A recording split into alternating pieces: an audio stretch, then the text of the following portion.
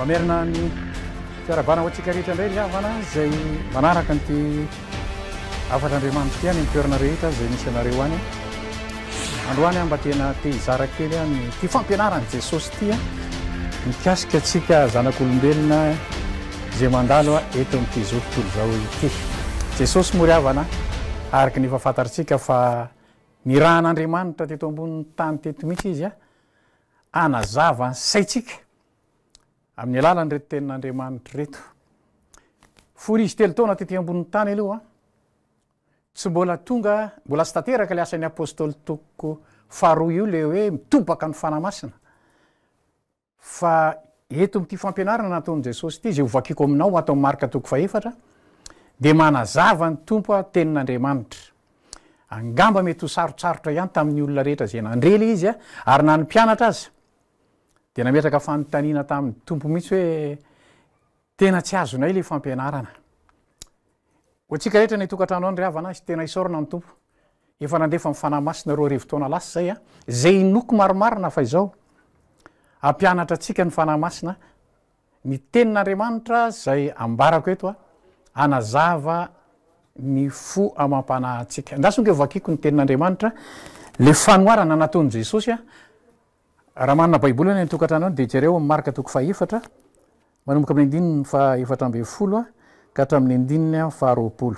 Zao ny vakin'le teny eo amin'ny anaran'i Jesosy manao hoe ny mpamafy ozy dia namafy ny teny ary ireto no ilay teny amoron-dalana dia izay mafazana ny teny fa rehefa nandre izy dia avy niaraka tamin'izay Satana ka nanaisotra ny teny izay nafafy tao aminy.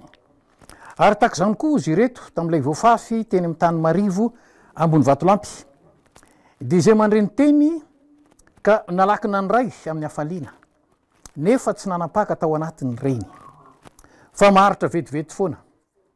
Koa rehefa afaka izany dia tonga izay fahoriana na faninjehana noho ny teny dia tafitohina niaraka tamin'izay izy.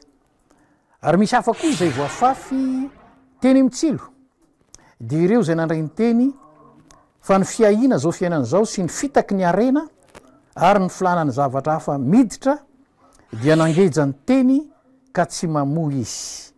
Ary reto nylay voafafy teny amin'ny tany tsara dia izay nandray ny teny ka nandray dia namoa. Ny sasany avy 30 eny, ny sasany 80 eny ary ny sasany avy 100 eny. Jereo tsara nge le fampianaran'i Jesosy ry havany fa mivantana amin'ny karazan'olona efatra ety ambonin'ny tany ny tenin'Andriamanitra zay toriana tahaka izao. Hoy taminao hoe tena isaorana ny tompo satria ny fanamasina manampy antsika, ny fanamasina tena mpampianatra tsara.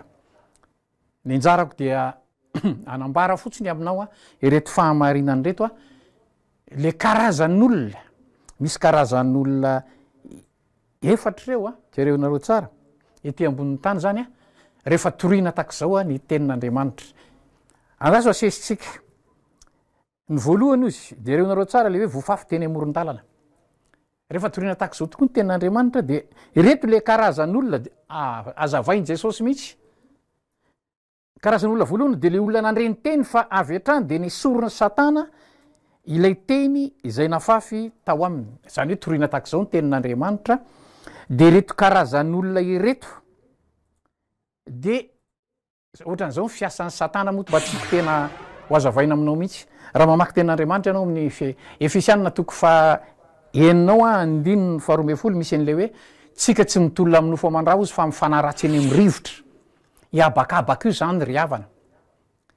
Raha mamaky koa ianao ny Apokalipsy toko faharoa ambin'ny folo andininy faharoa ambin'ny folo any dia le hoe lozanao ry tany ty tany petrahantsika ty fanidina eny aminareo ny devoly manana fahatezerana lehibe. Fanaratsy io tsy hitanao mivatana fa Andriamanitra no miteny hoe ety amin'ity zao tontolo zao misy atsika ity misy fanaratsy. Ny olona ry havana ohatrany tsy resy lahatra zany fa zao mametraka fanontaniana foana ny olona ary zany nge mahatonga ny olona mikaroka amin'ny alalan'ny siansa sy ny teknika hoe ahoana ny mahatonga an'ity, ahoana ny mahatonga ny zavatra ity ro sarotra me. Fa androany ianao enoy tsara ty tenin'i Jesosy ity. Ny fahavalontsika ozy dia mifanaratsy eo mirivotra. Ato anatintsika olombelona ato misy fanahy tsarovy tsara zay. Eto ambony tany eto misy an'ireto fanahy reto fanan'andriamanitra ny fanahintsika amin'ny maha olombelona zay tsy hiavantsika amin'ny biby ary tsarovy tsara ry havana ary io satana io sy ny firongony fanahy koa io ary io fanahy io rehefa nazeran'andriamanitra tany ambony tany an-danitra tany ny tota tety ambony tany de maka fanahy ny olona rehetra indrindraindrindra fa raha vao tsy manana an Jesosy Kristy ho tompo ianao de manana fahefana io hiditra ao anatinao. Zany angeravana matena masarobidy tena toroko anao ny fitoriana filazantsara tahaka zao zay nambarany Jesosy ato ao marika toko 5 tiako omeko anao ty 7 ty satria be de be ny olona manko tsy resy lahatra n'zany hoe misy n'zany fanaratsy zany ange ary misy koa fahefana efanomeny Jesosy zao ny ambarany soratra masina io hoe nomena ny mino an Jesosy averiko tsara. Misy manko ndraindray koa ahodin'ny olona izy hoe raha tsy olona mpiandry zany manko ny zavatra tateo arena misy ny fampianarana ohatran'izany hoe ny mpiandry ihany ny mpamoaka devoly tsy riavana zay mino an Jesosy Kristy de ho anazy io tenin'Andriamanitra ny marika toko 5 hoe zao ny famantarana anaraka an'izay mino an Jesosy amoaka demony amin'ny anarako izy. Manorevitra anao ny tenin'Andriamanitra androany riavana any tokantrano any zao ny ataoko anao aza matory mihitsy raha tsy mba mampiasa n'zany fahefana zany inona mahatonga an'ireo ady eo tokantrano matetika tena miteny ity be de be ny olona ohatra ny sahirana mihitsy amin'ny karazana ady isan-karazany ao tokantrano ekeo aloha Jesosy zay tompony fahefana rehefa marina ao anatinao io de ampiasao am'izao io fahefana io fa mahita ny herin'Andriamanitra ianao isan'andro. De karazany voalohany zany de zao rehefa toriana tahaka zao ny tenin'Andriamanitra le ataon'i Jesosy hoe olona mba nandreny teny ihany zany io mba be de be nge ny olona mare tenin'Andriamanitra tahaka zao ry havany ity karazany voalohany ity de zao avy hatrany de sorony satana ao anatin'ny sainy de tenin'Andriamanitra ngamba mety ho gaga ianao metaka fanontaniana mety mandre an'izao tenin'Andriamanitra zao anao de vetivety eo anao afaka tsasakadiny ohatrany tsy nandrena ohatrany tsisy misy fanahy ratsy ry havany amin'ny abakabaka eo averiko aminao satana ny io mbalazany Jesosy hoe manao an'izany. Faharoa jereo tsara le fanoarana faharoa lazainy Jesosy ty le hoe voafafy teny amin'ny tany marivo ambony vato lampy. Inona ny tena tiano tenenin Jesosy am'izany? Mandray ozy tamin'ny hafaliana le teny nefa tsy manapaka ao anatiny zany hoe maharitra vetivety foana. Zao tenin'Andriamanitra toriko aminao zao zany de zao ny hoe maharitra vetivety foana de ngamba mety ho adiny ray fotsiny ny sasany aza mety mba asa maharitra hatramin'ny rapitso ny sasany mety vetivety raha fakapitso fa vetivety ao anatin'le hoe vetivety voalazan'ny tenin'Andriamanitra io jerevonareo tsara inona ny zavatra mitranga mahatonga an'izay andrasonge hovakiko aminao ty tenin'Andriamanitra ato amin'ny Timoty faharoa toko 7 ty jerevonao tsara ty Timoty faharoa toko 7 ty misy enreto zavatra reto le hoe fahoriana hoe raha vo tonga ny tenin'Andriamanitra tahaka zao de misy fahoriana mandalo tapoka ao tokantrano na problema manokana de arao tsara tsy de tena lalipaka loatra le teny vakiko aminao re zavatra vitsivitsy reto eo amin'ny Timoty faharoa toko 7 mangataka anao averimbereny rehefa tonga ny tokantrano ianao mahatonga an'le teny tsy lalipaka reto zavatra reto ny olona ozy amin'ny andro farany de isy andro mahaory ny olona ho tia tena mpandoka vola tia vola mpandoka tena mpiavonavona miteny ratsy tsy manora isy reny tsy misaotra tsy manady zay masina mpanendrikendrika tsy mahonompo loza be tsy tiany tsara mpamadika krina mpieboebo misy n'zany karazan-javatra zany de tsy tena raha vo tsy miletika tsara le tenin'Andriamanitra le famonjena ao anatin'le olona ateraka zany zavatra zany eo amin'ny fiainana andavanandro de mazava ho azy tondrony ty tenin'Andriamanitra tianareo hoe vetivety tany marivo ambony vato lampy zany hoe tsy tena metraika tsara ny filetiky le tenin'Andriamanitra ao anatinao.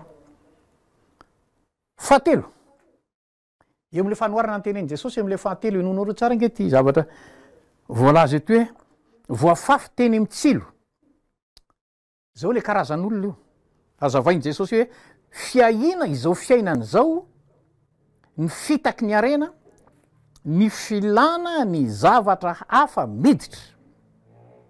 Zay Jesosy ny manambara eo a, ireo ny tena zavatra mangeja ny teny ozy a, ka tsy mamoha de tsy misy vokatra. Ndasoko ianao vakiko am'reto le Timoty voalohany toko fahenina. Enareo tsara ny vaky ny teny ato amin'ny Timoty voalohany toko fahenina. Mahatonga an'izy tsy mamoha. Hoy ny soratra masina ato. Izay te hanan-karena ozy dia latsaka mifakapana sy ny fandriky ny filana maro, tsy misy antony sady mandratra, izay mandetika ny olona izany fandringanana sy ny fahaverezana. Fa ny fitiavam-bola no fototry ny ratsy rehetra. Koa ny sasany izay fatra-pitady zany dia efa voavily ny ala tamin'ny finoana ka nanindrona ny tenany tamin'ny alahelo be. Jerevinareo tsara ry havan'izany. Ireto karazany reto le voafafy teny mitsilo, tena voageja. Mazava ho azy manaova nge ianao fanandramana kely any tokantrano any.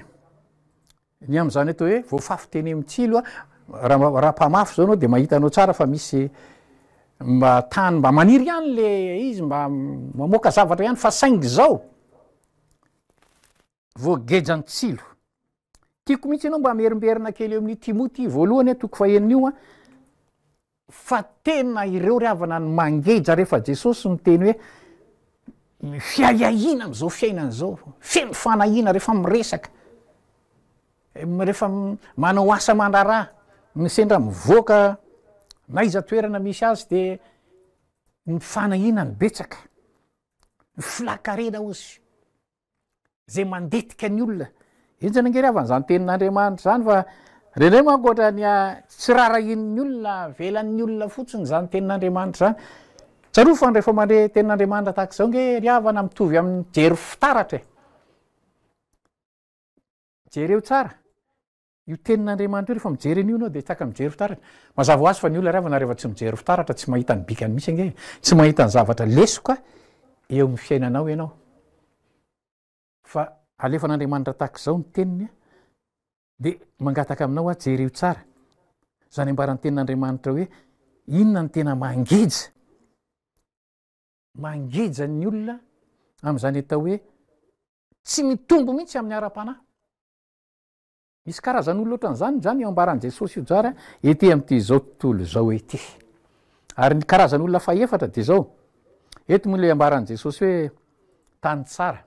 Sasany 30 isanjato, sasany 80 isanjato, sasany 100 isanjato.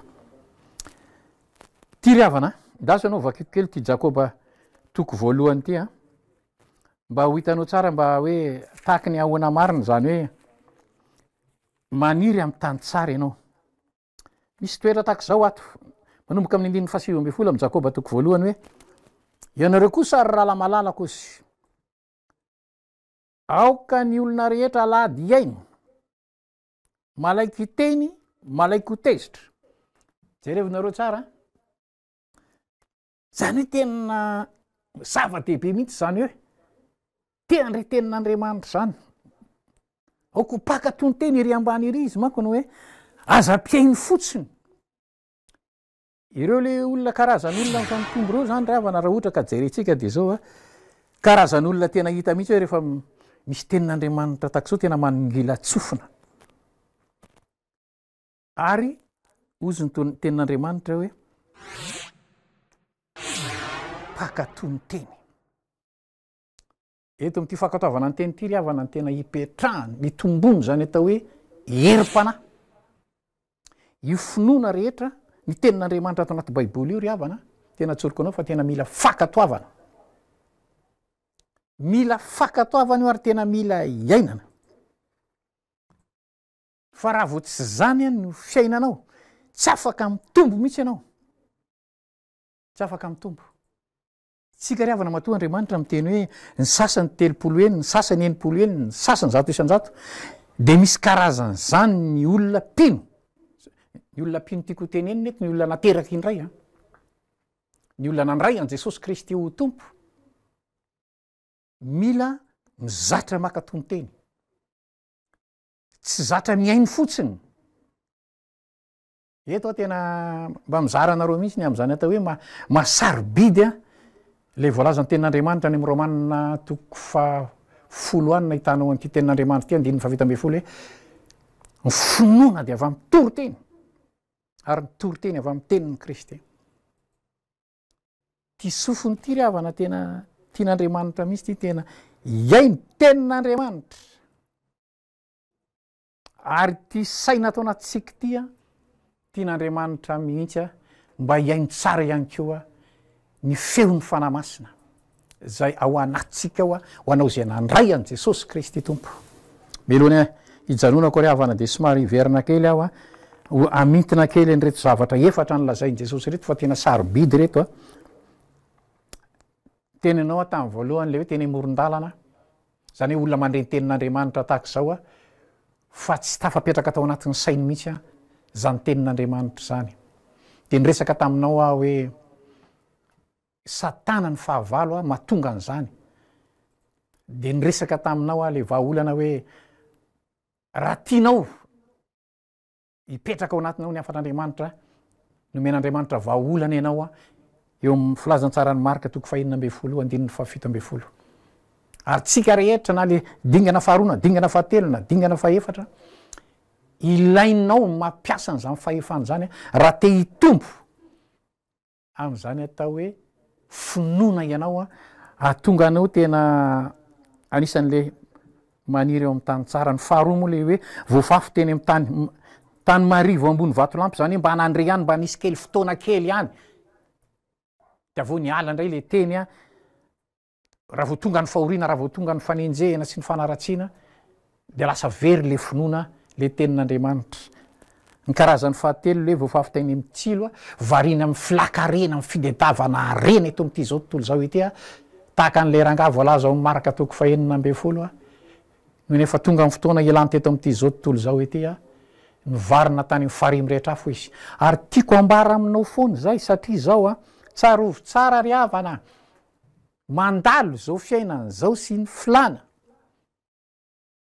fa zay manao ny sitrapon'Andriamanitra ny maharitra mandrakizay. Sarobidy ny ry havana mandre tenin'Andriamanitra tahak'izao e fa ny tena sarobidy de zao ho pakatony teny ianao fa tsy piainy fotsiny fa lasa mamitaka ny teny anareo. Zay ndray ny afatra androany ry havana fa fotianoka mivavaka mba tanteraka an'le tenin'Andriamanitra hoe mifampivavaha ianareo mba ho sitrana ny fanahintsika, mba ho sitrana ny saitsika, mba ho sitrana koa ny vatantenatsika satria Andriamanitra de Andriamanitra mihainy vavaka. Raha io misaotranao lehibe aho ny am'izay teninao a nomenao anay androany zay ndray a hoentinay mba mieritreritra tsara am'izao fahavelomany zao. Fanamasinao mangataka anao a ianao no papatsia ny afatra ao a zay nafafy teto a amin'ny olona rehetra zay mandre zany a na iza toerana misy azy. Fanamasinao mangataka anao aho midira ao anatiny ianao a ary mandresy lahatra ianao satria tsy sitraka ao ny afatesan'ny ratsy fanahy fa ny mba ialany ny ratsy fanahy amin'ny lalan'ny ratsy mba ho velona izy. Misaotra indrindra tompo anao nideranao ny ajanao ny voninahitra tononoko amin'ny anaranao Jesosy Kristy tompo a izany vavaka zany a. Amen.